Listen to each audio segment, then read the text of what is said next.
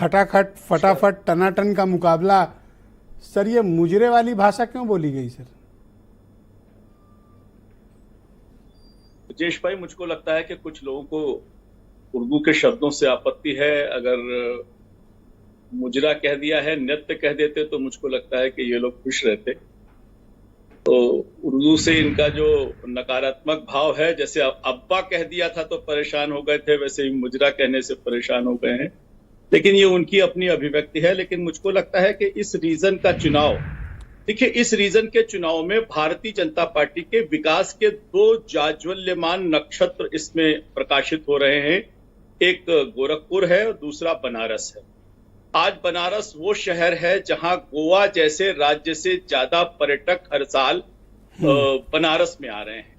ये बताने के लिए पर्याप्त है कि कैसे बनारस विकास के माध्यम से, आर्थिक उन्नति के माध्यम से आगे बढ़ा है। आज पूरा परिवर्तन हुआ है। और वही हाल गोरखपुर का है कि गोरखपुर का भी विकास खुली आंखों से दिखाई देता है। वहां का ताल के आसपास का पूरा एक उसके चारों तरफ जो बढ़िया रोड्स हैं वो विकास दिखाई देता है। दूसरा, सामाजिक आधार पर किस प्रकार से सामाजिक सुरक्षा बढ़ी है। वहां का जो इन दोनों रीजन में अपराध, माफिया, संगठित अपराध एक बड़ा दुष्चक्र से ये पूरा क्षेत्र था, उससे अंत हुआ है। और दूसरा, मुझे लगता है कि जिस प्रकार से पूर्वांचल एक्सप्रेस हाईवे पहुंचा है, एयरपोर्ट पहुंचा है, विश्वविद्यालय पहुंचा है, इसने वहां की तस्वीर को भी बदला है और तकदीर को भी बदला है। निश्चित रूप से विकास के आधार अभी मैं आपसे पहले बात कर रहा था गोरखपुर प्रेस क्लब के अध्यक्ष और सीनियर जर्नलिस्ट हैं मार्कंडेय मणि त्रिपाठी जी से, उनसे भी मैं बात कर रहा था। तो ऐसा नहीं है कि आपके लिए कोई एक तरफा चुनाव हो, 2014 या 19 टाइप का माहौल तो बिल्कुल नहीं है। कुछ एक सीटें छोड़ दें तो मुकाबला खड़ा है और आप कोई सुपर नैरेटिव भी नहीं गढ़ पाए जो आपके पास 14 और 19 की ताकत थी। इस बार क्या ये आरक्षण संविधान के मुद्दे पे आप घिर गए? ब्रजेश भाई, आप याद कीजिए 2014 सारे विपक्षी कहते थे कि नरेंद्र मोदी कहते हैं कि 272 प्लस लेकर आएंगे। कैसे आएंगे जब भारतीय जनता पार्टी के सबसे बड़े नेता अटल बिहारी वाजपेयी बहुमत लेकर नहीं पाए। तो मोदी तो संभव ही नहीं है बहुमत लेकर आ पाए, क्योंकि मोदी को तो कोई भी मुसलमान चुनने को तैयार नहीं। मोदी तो एक छोटे से राज्य गुजरात से आते हैं, बड़े उत्तर भारत को कैसे प्रभावित कर पाएंगे? ये हमने होते हुए देखा है, हमने 19 में भी देखा है। लोग कहते थे कि भाजपा सेचुरेट कर गई, सारे राज्यों में अधिकतम स्थिति पर आ गई, और 19 के पहले हम 5 राज्यों के चुनाव को हार चुके थे। यही विश्लेषक इन सारे तर्कों को भारतीय जनता पार्टी के खिलाफ इस्तेमाल करते थे। लेकिन हमने देखा है कि हमने कहा था 300 पार करेंगे और 300 पार करके दिखाया। क्यों?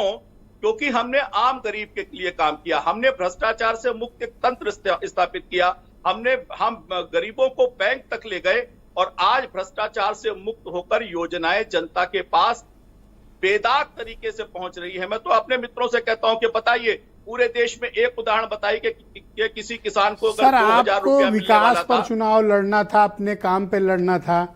योगी जी की स्पीच सुनिए, वो कह रहे हैं कि राम भक्तों और रामद्रोहियों के बीच का चुनाव है, हम उसको लाएंगे जो राम को लाए हैं। सर आप तो विकास अभी बता रहे थे सर, और चले गए आप उधर सर। नहीं ब्रजेश भाई, मुझको लगता है कि अगर पूरा भाषण सुना जाएगा तो उसमें विकास की भी बात है, उसमें हमारे द्वारा किए गए अचीवमेंट्स की भी बात है।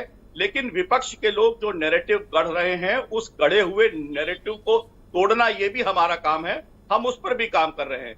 देखिए, तो आपके पास इस नैरेटिव को काटने की यही कुल्हाड़ी है सर, द्रोही भक्त। नहीं ब्रजेश भाई, मैं तो कहता हूं कि सच का सामना कीजिए। क्यों इस देश के मुसलमानों को 1977 का इंतजार करना पड़ता है कि अटल बिहारी वाजपेयी आए और मुस्लिमों के लिए सऊदी अरब के वीजा का दरवाजा खोलें? क्यों इस देश के मुसलमानों को अटल जी की सरकार बनने पर मुरली मनोहर जोशी का इंतजार करना पड़े जो मदरसों का मॉडर्नाइजेशन करे? क्यों इस देश को नरेंद्र दामोदर दास मोदी का इंतजार करना पड़े कि वो आए और मुस्लिमों के 3 तलाक की समस्या का समाधान करे?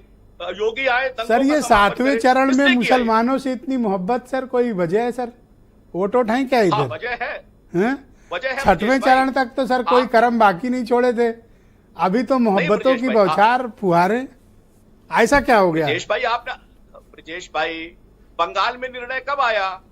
बंगाल के निर्णय ने इस देश के इंडी गठबंधन को पूरी तरह से बेनकाब किया। जी। एक भी व्यक्ति इंडी गठबंधन का कहने के लिए सामने नहीं आया कि हम जिस प्रकार से दलितों का, वंचितों का, पिछड़ों का आरक्षण एक विशेष प्रकार से लेकर कम किया जा रहा है, उसके खिलाफ हम खड़े होंगे। सर, काफी विरोधाभासी चीजें हैं जो आप क्लेम कर रहे हैं। मैं अगले चरण में आपसे उस पर सवाल पूछूंगा, डिबेट